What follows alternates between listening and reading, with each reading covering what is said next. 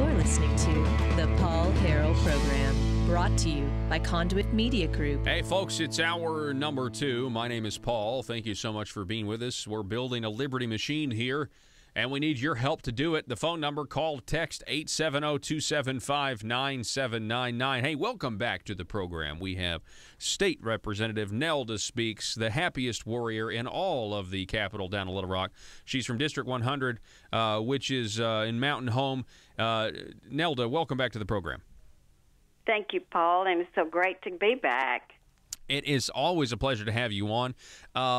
Tell us, how's your district doing? I mean, I know you came on last time and you talked about the session, the first session, but now we're done with the first extraordinary session. And how are the folks back home? They seem very good. When I got back home, I hear nothing but compliments, and so that's always a pleasure to know that they're behind you and you have done what you said you would do. And so there, I mean, it's we didn't have all the rain that other people had, and so we're in good shape here. We have some roads problems. I mean, but nothing like what it's minute to what it is other places. Mm-hmm. Well, and I know that's certainly something to bring up because I know a lot of folks are. I mean, I know in my neck of the woods, well, not technically not my neck of the woods, but a little bit north of where I live. I mean, they've got communities up there that have been devastated, and just hopefully with the relief efforts that have been going on, things will get back to normal sooner rather than later. Go ahead. I hope so. It looks like it's beginning to get better for those folks, and you pray for them. They're devastated in areas. We're talking with State Representative Nelda Speaks, and so tell us about this extraordinary session. Special session is what they call it, but it's supposed to be, hey, we got to have you guys down here now to take care. I mean, that's kind of originally what this was meant to do. Now they're not really used for that. They're kind of used to patch up things that maybe didn't get done before. What were your thoughts on that special session? I was very disappointed in this one. Number one, this health care thing, that it was just such a hurry to get something done on that. And, we don't even know what Washington, D.C. is going to do. And it's just things that we took care of, and then we transfer this money, which I am always against that. This is like a savings. It was for health care, and then we transfer over, and it'll be used for whatever we want to, because there's loopholes that's been put into that bill. And I was just ashamed that we would vote to do that. Specifically, you're talking about the $105 million transfer to what is being called a long-term reserve fund. There was some debate back and forth between whether or not the Legislative Council should have a say or whether the full General Assembly should have a say. What do you say on that? The Legislative Council is handpicked, and and it's the same way it is with this insurance marketplace. I mean, we shifted all of that over, took the voice of the people away. When we lose our voice in Little Rock, then we've lost the voice for our county, and so it's it'll go the way they want it to. And I'm very conservative, and I feel like we need to cut budgets. We don't need to just start using up revenues that's laying out there, and if it's any revenues that's laying someplace, that's what they're going to go after. Mm-hmm. And I think that we are missing the boat by not just going in and trimming budgets. We always say we can't make it without the money we've got, but we know different. Mm-hmm. Yeah, there's a lot of waste out there, and also I think a lot of just misguided missions of what the government thinks is their responsibility. let me ask you this, specifically on this $105 million transfer to the long-term reserve fund, right? Yes. Is it? Can I conclude that you're afraid this money's going to get spent? Is that what you think? I think it's gone myself. I mean, I hope I'm wrong, but whenever you move money and get it in the hands to where people can get a hold of it, you know good and well we are 70,000 in the red, not red, but we're 70,000 down, or 70 million shortfall right now, and we've got a highway bill that's, needing out here, and so I think some of it will go for that, because in that there was loopholes that said it would only be used for certain things, but if something come up or something, I don't remember just how that bill read. So the leadership, the Republican Party leadership, they are saying that this money is for the long-term reserve fund.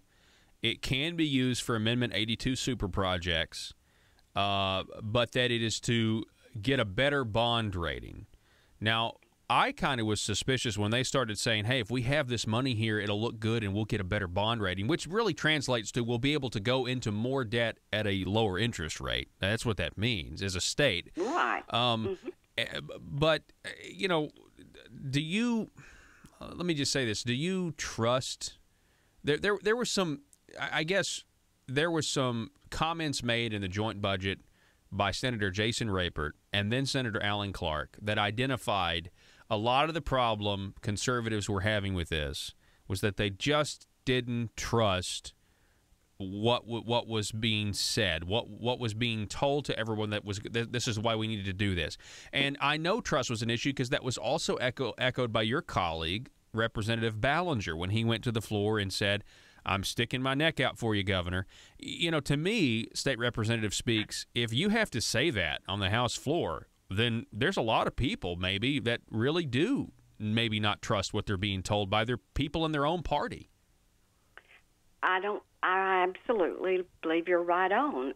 There is no trust, and there is, things that we've been told, and then you really research it, and that's why I was such a no vote on so many things down there this time.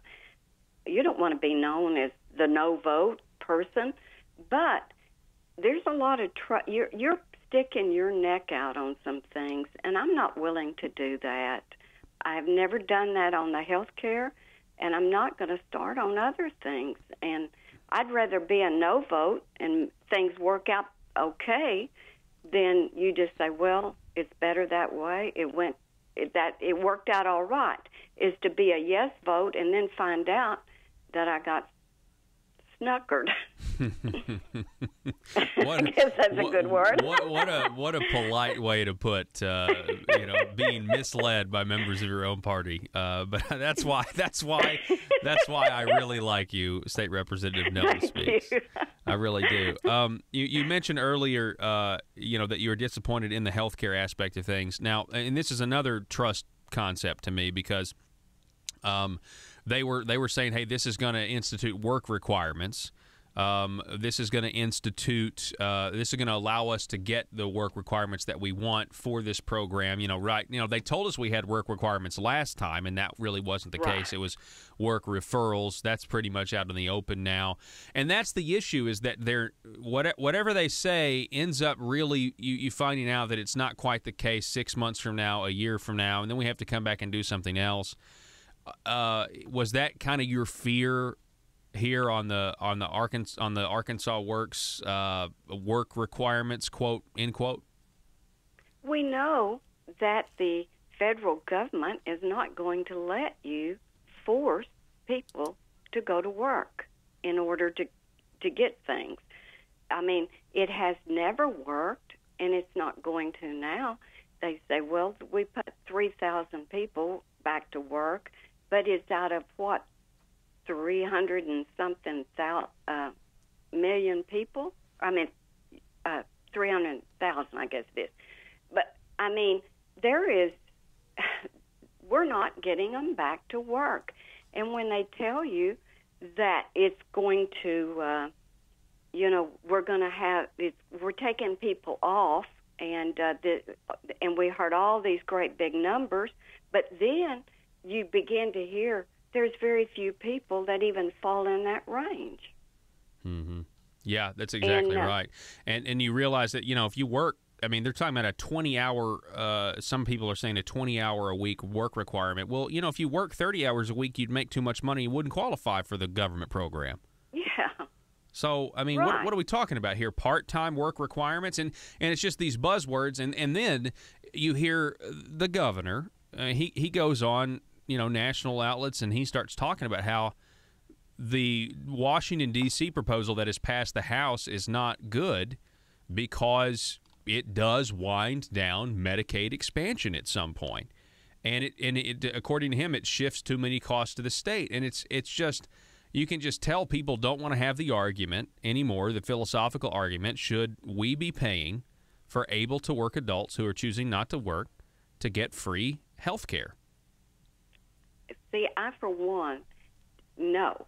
I believe that we are taking pride away from these people. We need to force them, but of course, like I said, I don't believe you can do that. But as long as we pay for their housing, food, we make sure they've got food on the table. We give them phones. We're covering everything, so they have no incentive to go to work. Mm-hmm. Yeah. And so to me, we kicked the can on down the road. This made sure that we got to keep Arkansas Works. Let me shift gears and just kind of breach one more topic. Okay. With you. Okay. So I just mentioned this trust gap, that is prevalent. It is there. And I want to take you back to the beginning of the first session. You did vote for the tax shifting for the military so military retirees could get a tax cut. Can you walk us through how Republicans like yourself kind of got in a position to where, the leadership said, well, if you don't vote against this, you're voting against the troops? Well, number one, the reason that I did, and I think there were other people out there, other legislators that was in the same boat, I had phone calls because we knew that there was going to be a bill coming up that would do, give them that tax break. And so I said, yes, I am for that because I know that everything I can find out that in the long haul, that's going to be good for the state. And I think we do owe them some things when they've gone into war. I mean, maybe not war, but they're over there for so many months away from their family, and their families are suffering. But so I had promised people, the veterans, that I would vote for that when we got down there, and then they began to put all of this stuff, attachments to it, pork on it, and I felt like either way I went, Paul, was not good because, number one, I do not want to be called a liar, and I don't want to be a liar and tell people I will do something and then I don't do it. In this case, supporting the military retiree tax cut. That's what you'd already told people you were going to do. Mm-hmm. Okay, continue. So I felt like I had no choice but to vote for it.